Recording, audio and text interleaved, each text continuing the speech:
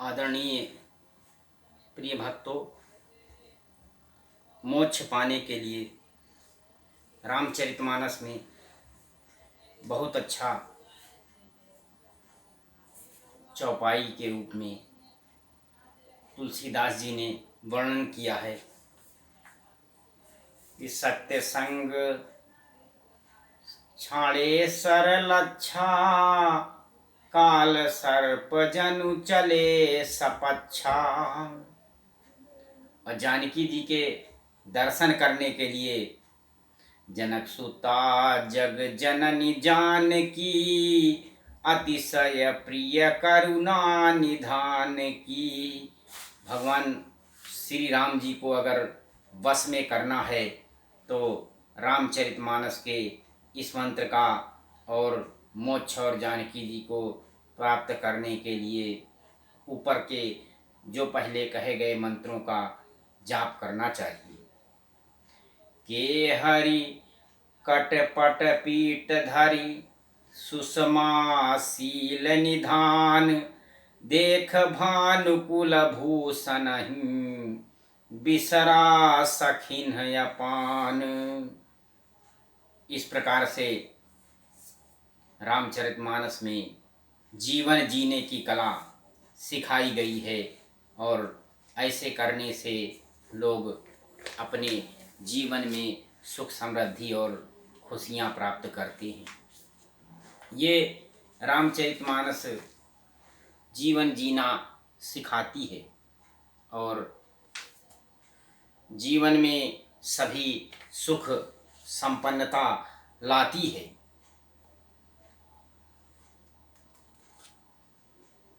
अब तो आपको जब तक आपको भरोसा नहीं हो जाता कि हमें ये रामचरितमानस का जाप करने से इस प्रकार से लाभ होगा या इस प्रकार से हमें चीज़ें प्राप्त हो जाएंगी, तब तक आपको कुछ भी नहीं मिलेगा। और यही तो जीवन है कि यदि आप मन में भरोसा कर लें कि हमें इस कार्य के करने से इस प्रकार की उन्नति, इस प्रकार की प्राप्ति हो सकती है, और वो कार्य अगर मेहनत और लगन से आप करते हैं तो आपका वो कार्य तो संपन्न होगा ही, और उस कार्य के संपन्न होते होते साथ में आपके और जीवन में खुशियाँ और समृद्धि भी चारों तरफ छा जाएगी। तो ये जीवन है और जीवन नैया को आसानी से बिताने के लिए इसी प्रकार की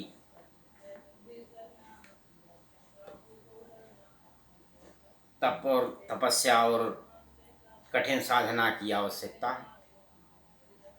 ऐसे ही आगे रामचरितमानस में चलते हैं और आज का प्रसंग देखते हैं। जरा मरण दुख रहित तन, समर जितय जन को, एक छत्र रिपुहीन मही, राज कप कलप सत हो। मेरे शरीर वृद्धावस्था, मृत्यु और दुख से रहित हो जाए, मुझ में युद्ध में कोई जीत ना सके मुझसे, और पृथ्वी पर मेरा 100 कल्प तक एक छत्र कंटक राज्य हो। इस प्रकार का उस कपटी मुनि ने संदेश दिया और कहा, हे राजन, कहता पस न पय से हो, कारण एक कठिन सुन सो। कालौ तु पद नाई सीसा, एक विप्रकुल छाड़ी महिषा। तपस्वी ने कहा कि हे राजन, ऐसा ही होगा, पर एक बात कठिन है, उसको अच्छी तरह से समझ लेना चाहिए। और हे पृथ्वी के स्वामी, केवल ब्राह्मण कुल को छोड़कर काल भी तुम्हारे चरणों पर सिर नवाएगा। केवल एक ब्राह्मण से ही तुम्हारा नाश हो जाएगा, तप बल विप्र सदा बरियारा, तिनके कोप न को रखवारा। जो विप्रन बस करहु नरेसा, तव तू बस विध विष्णु महेशा। तपस्या के बल पर ब्राह्मण सदा बलवान रहते हैं। उनके क्रोध से रक्षा करने वाला और कोई नहीं है।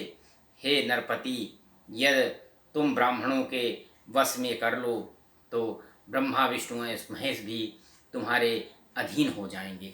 इस प्रकार से वो कपटी मुनि ने राजा से कहा, चल न ब्रह्म कुल सन बरियाई, सत्य कहूँ दो भुजा उठाई। विप्र श्राप बिन सुन महिपाला, तोर नाश नहीं कौन्यु काला। कपटी मुनि कह रहा है कि ब्राह्मण कुल से जोर जबरदस्ती नहीं चल सकती। मैं दोनों भुजा उठाकर सत्य बात कहता हूँ।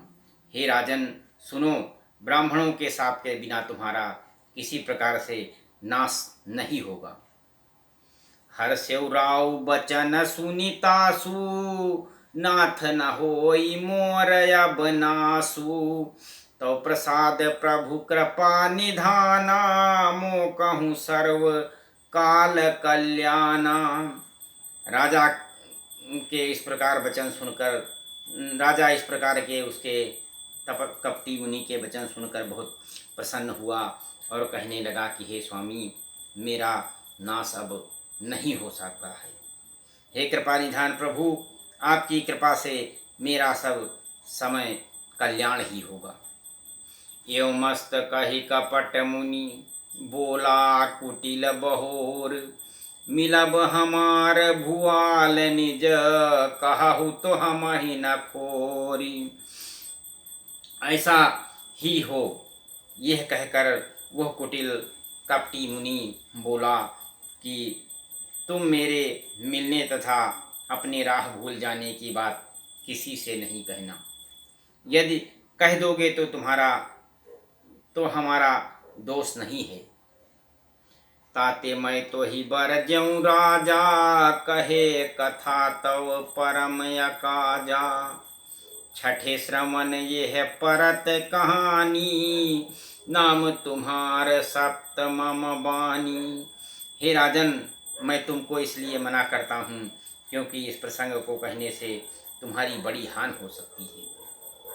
छठे कान में यह बात पड़ती है तो तुम्हारा नाश हो जाएगा और मेरा यह वचन सत्य जानना चाहिए। इस प्रकार से कपटी मुनि ने राजा को बहुत प्रकार से भय और प्रीत दिखा करके और कहा कि तुम्हारा काम तो मैं बनाऊंगा। और इसी प्रकार से देखिए, इसी प्रकार से कपटी लोग कैसे लोगों का काम बिगाड़ते हैं।